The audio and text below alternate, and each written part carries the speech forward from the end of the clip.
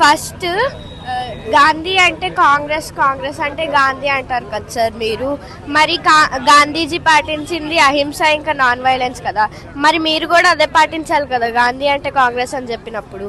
2004లో ఇదే కాంగ్రెస్ గవర్నమెంట్ మా పేరెంట్స్కి ఇల్లు కట్టుకోమని ఇచ్చింది. ఆ గవర్నమెంటే మళ్ళీ ఇప్పుడు వచ్చి బఫర్ జోన్ అని చెప్తుంది. ఏం నమ్మాలి సార్ మిమ్మల్ని? ఇంకా ఎప్పుడు డబ్బులు లేవు అంటారు కదా సార్ మీరు. మరి 5000 crores ఎక్కడి నుంచి వచ్చాయి సార్ ఇప్పుడు మీకు? మా ఇల్లు మేము మూసీ బ్యూటిఫికేషన్ కోసం మేము అడ్డుపడం, కాకపోతే మా ఇల్లు తీసుకుంటున్నారే దానికోసం అయితే మేము అడ్డుపడతాం. మీరు మూసీ బ్యూటిఫికేషన్ చేసుకోండి, మేము అడ్డుపడం.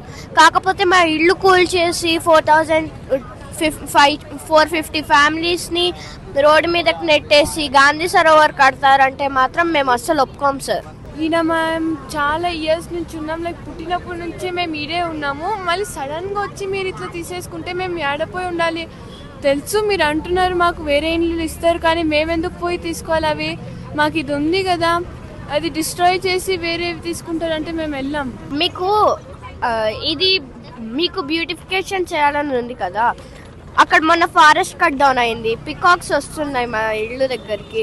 దానికి ఒక షెల్టర్ చేయండి సార్, మా ఇల్లు కూలగొట్టకుండా. ఫస్ట్ మా ఇల్లు కూలగొట్టి ఏం బ్యూటిఫికేషన్ చేయాల్సిన అవసరం లేదు.